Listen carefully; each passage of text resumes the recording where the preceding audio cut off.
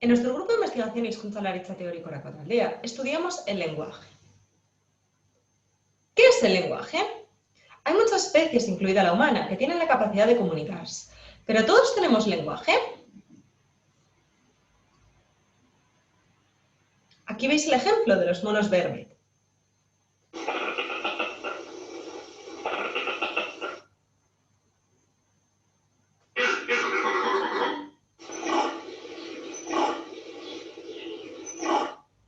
Se aprecia que el tipo de la llamada de alarma es diferente según el tipo de depredador que les acecha y por qué medio se acerca a este, lo que les permite que la respuesta adaptativa que se genera sea distinta.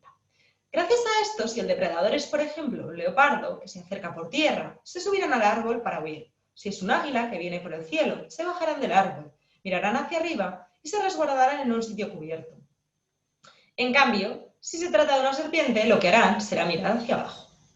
Podemos preguntarnos si esto es lenguaje o no. Sin duda, con sus llamadas, los monos Verbet están comunicándose entre ellos. Sin embargo, no podemos decir que tengan un lenguaje en el sentido del lenguaje humano. En contraste con los sistemas de comunicación de otras especies, el lenguaje humano nos permite hablar de sucesos que han ocurrido en el pasado, que están ocurriendo en el presente o que pueden ocurrir en el futuro. Podemos negar, mentir. Nuestro lenguaje nos permite tener pensamientos complejos y comunicarlos a nuestros congéneres, planear el futuro y, lo más importante, debido a su estructura, los humanos, podemos crear infinitas frases de complejidad y significado ilimitados. Nada de eso es posible en el caso de los monos Verbet, ni en el de la mayoría de las especies del planeta. Vamos a ver ahora cómo funciona el lenguaje. Elena gustar verde, ¿se entiende, verdad? Podríamos hablar de esta manera y entendernos, pero no lo hacemos. Oraciones como esta no se pueden considerar lenguaje. Nos falta algo. Nos faltan las pequeñas palabras como él, le, él. Nos olvidamos fácilmente de estas palabras, pero sin ellas no hay lenguaje. Podemos decir que hay dos tipos de palabras. Por un lado están lo que podemos llamar tablas, palabras de contenido que hacen referencia a los elementos reales del mundo, como Elena, gustar, verde.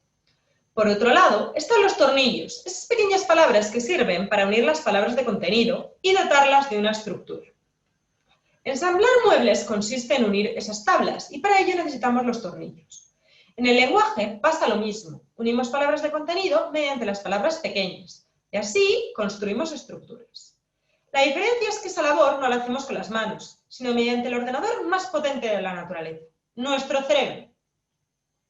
Las oraciones, como las mesas, las creamos uniendo piezas de una determinada manera, uniendo las palabras mediante tornillos, esas pequeñas palabras de las que hemos hablado antes.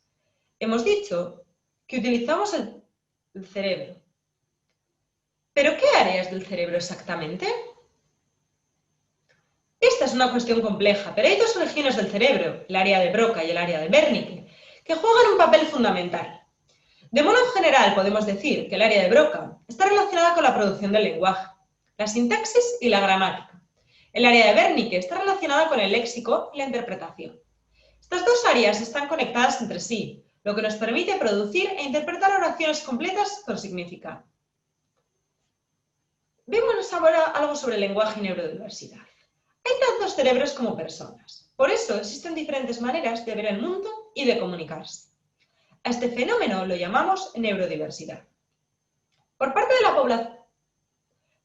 la población, adquirir y usar el lenguaje o comprender las interacciones humanas puede ser un desafío, mientras que para otra parte se trata de un proceso inconsciente o muy simple. Este es el caso, por ejemplo, de las personas con trastorno específico del lenguaje o con trastornos del espectro del autismo. La diversidad en capacidad verbal en el TEA, o trastorno del espectro del autismo, es especialmente llamativa. Hablamos del trastorno del espectro autista porque se considera un continuo. No todas las personas con TEA tienen problemas con el lenguaje, aunque casi todas lo tengan con la comunicación. Sin embargo, es frecuente que adquieran el lenguaje tarde y a veces con mucho esfuerzo. De las personas con TEA, el 25% de las personas no llegan a adquirir nunca el lenguaje. En otros casos, sin embargo, dominan varias lenguas y pueden aprenderlas viendo YouTube o la televisión, cosa que los neurotípicos raramente consiguen hacer. Hay una gran diversidad y un amplio espectro de personas con TEA, con una notable variación en cuanto al número de palabras que usan y la complejidad de las oraciones que construyen, lo que influye decisivamente en la manera que encuentran para comunicarse.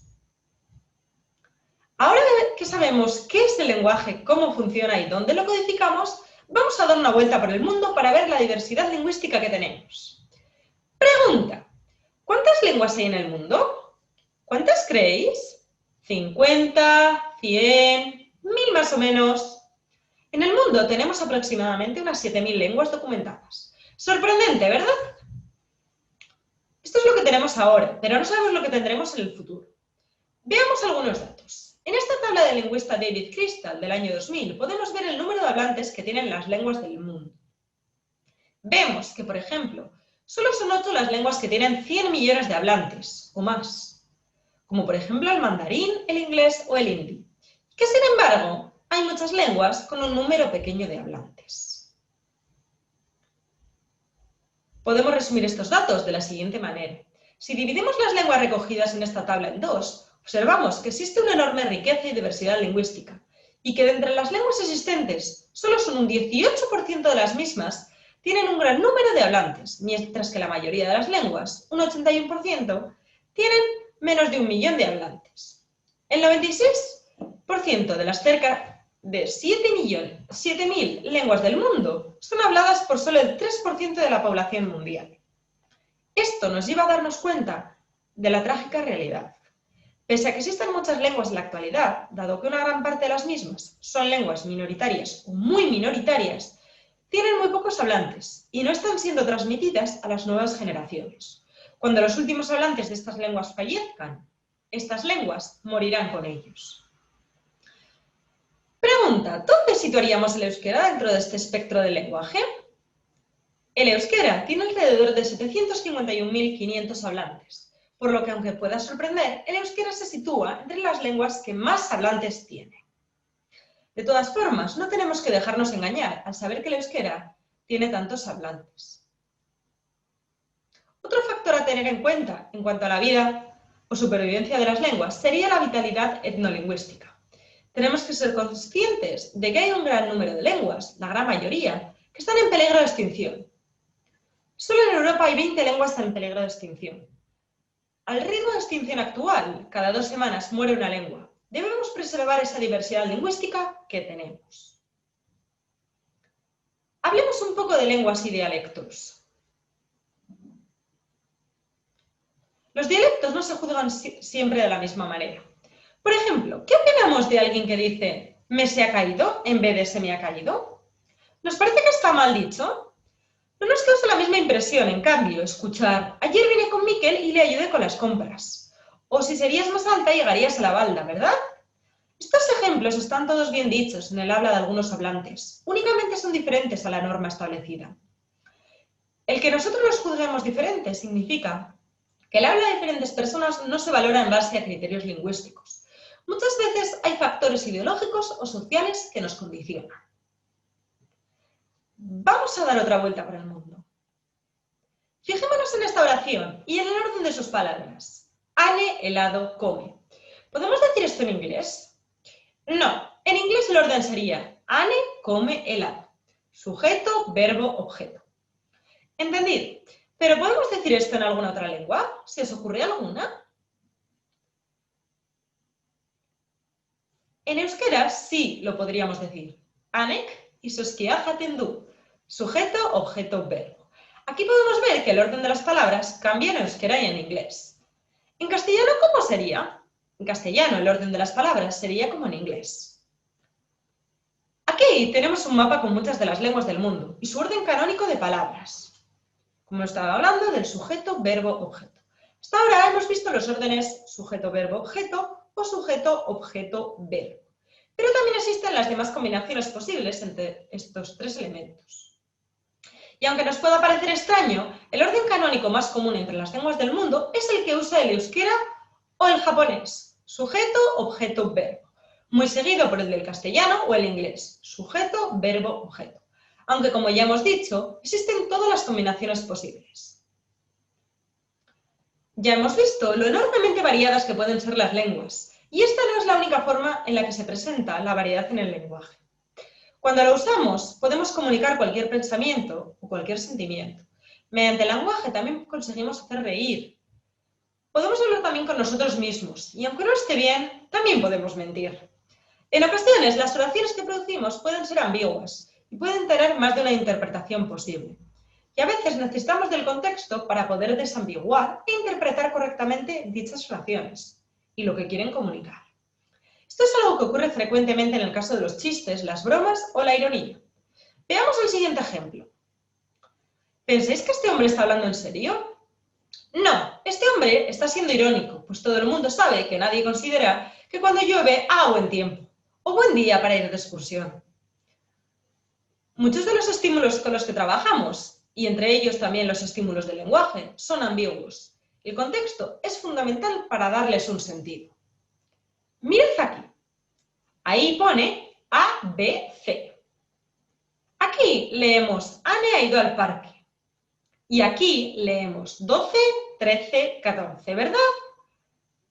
Ahora todos juntos. A, B, C, Anne ha ido al parque, 12, 13, 14. Y ahora, si os fijáis bien, se ve perfectamente como la B y el 13 son en realidad el mismo signo. Aquí es difícil darse cuenta. Sin embargo, les otorgamos diferente sentido, porque estaban en diferentes contextos. Y efectivamente, como este ejemplo, hay muchos. La mayoría de las veces no nos damos cuenta de cómo usamos la información contextual para elegir un sentido u otro. Hemos hablado de la estructura del lenguaje y para qué sirve.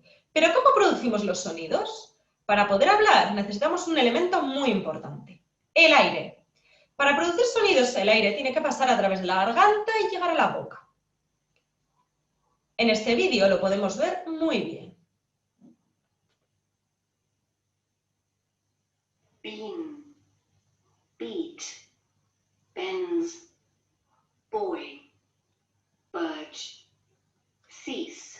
Hemos dicho que para producir sonidos el aire tiene que llegar a la boca, pero antes de eso tiene que pasar por las cuerdas vocales y después por las cavidades supraglóticas.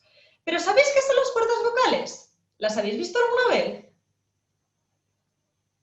Estos son unas cuerdas vocales, las que se encargan de la sonoridad de los sonidos, lo que llamamos fonación. Como veis en la imagen, las cuerdas vocales son unos músculos que se juntan y se separan con el paso del aire. Acabamos de ver cómo se producen los sonidos, pero ¿creéis que la voz es siempre necesaria para comunicarnos?